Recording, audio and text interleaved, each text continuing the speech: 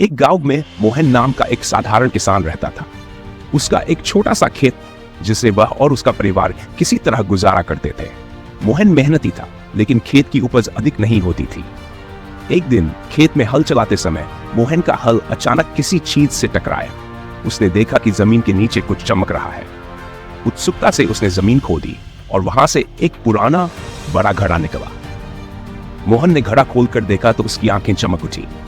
घड़े में सोने के सिक्के भरे थे। उसे समझ नहीं आया कि यह खजाना कैसे मिला, लेकिन वह जानता था कि यह उसकी मेहनत का फल है। मोहन ने सोने के सिक्कों को अपने घर में छुपा लिया और इस बारे में किसी को नहीं बताया। लेकिन अगले ही दिन गांव के मुखिया के कानों तक यह बात पहुंच गई कि मोहन के पास अचानक बहुत सारा धन आ गया। मुखिया लालची था और उसने मोहन से सोने के सिक्के छीनने की योजना बनाई। उसने मोहन को गांव के बड़े पंडित के पास ले जाकर कहा, यह खजाना हमारे गांव का है, इसे सभी गांव वालों में बांटना चाहिए। मोहन ने विनम्रता से कहा, यह खजाना मुझे मेरे खेत में मिला है और यह मेरी मेहनत का फल है। पंडित ने कुछ सोचा और कहा, अगर मोहन ने इसे अपनी मेहनत से पाया है तो उसे यह खजाना रखने का अधिकार है, लेकिन वह इसका उपयोग गांव के भले के लिए भी कर सकता है।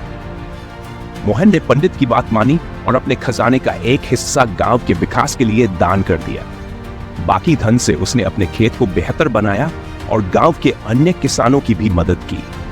इस प्रकार मोहन की ईमानदारी और परिश्रम न सिर्फ उसके जीवन को बदला, बल्कि पूरे गांव का भविष्य भी संवार दिया। धीरे धीरे गांव खुशहाल हो गया और मोहन की कहानी हर किसी के लिए एक प्रेरणा बन गई।